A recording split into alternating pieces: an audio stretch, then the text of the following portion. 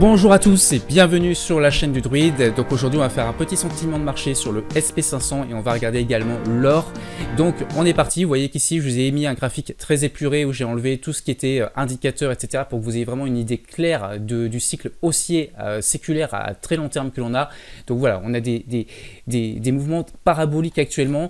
Pour moi, à partir du moment où on est au-dessus de cette médiane, je considère que le marché commence à être un petit peu surévalué et en surchauffe.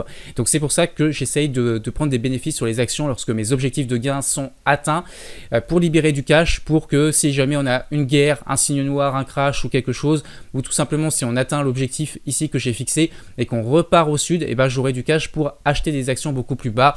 Donc je rappelle que l'idée du portefeuille du Druide, c'est d'avoir quelque chose de passif en réalité, quelque chose que je vais très peu toucher, que je vais manager uniquement s'il y a une action que je dois remplacer parce que les fondamentaux ne sont plus bons, mais qui est dans l'esprit très passif.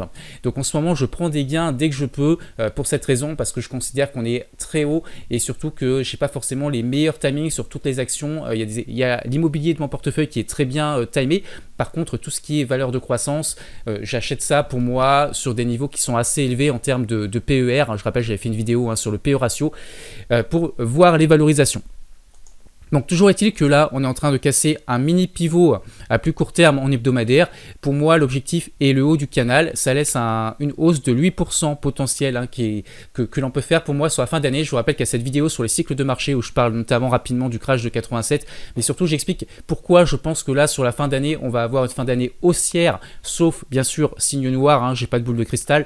Et pourquoi je vise du coup cet objectif. Donc je pense notamment au mois de décembre, janvier qui devrait être très bon. Et peut-être que dès novembre, ça commencera à accélérer. En tout cas, voilà un petit peu la petite vue que j'ai sur le SP500.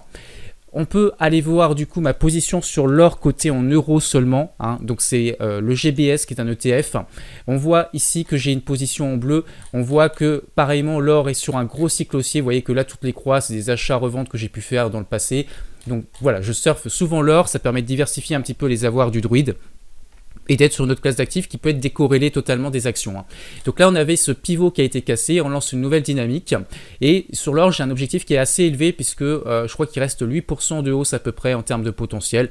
Donc voilà, on va voir si on l'atteint. J'ai pris un gain partiel, vous voyez la croix là, cette semaine, sur cette semaine ici, le chandelier qui est en cours.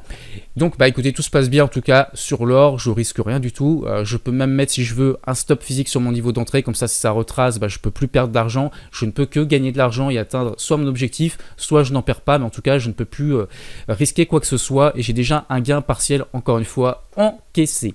Voilà, si vous avez apprécié ce sentiment de marché, n'hésitez pas à mettre un like s'il vous plaît, à vous abonner, ça permet de nous encourager dans la team avec Alana et Panoramix qui m'accompagnent sur certaines vidéos. Et regardez les shorts aussi, vous avez des prises de position parfois que je partage dessus et surtout des clôtures de position comme celle que j'ai faite sur Chevron récemment et vous avez déjà partagé la prise de position en direct. Donc vous voyez que le Druide est totalement transparent avec vous et les résultats sont concrets, les prises de position sont concrètes et les sorties de position sont concrètes. Merci pour votre suivi, à très bientôt pour de nouvelles vidéos sur la chaîne du Druide.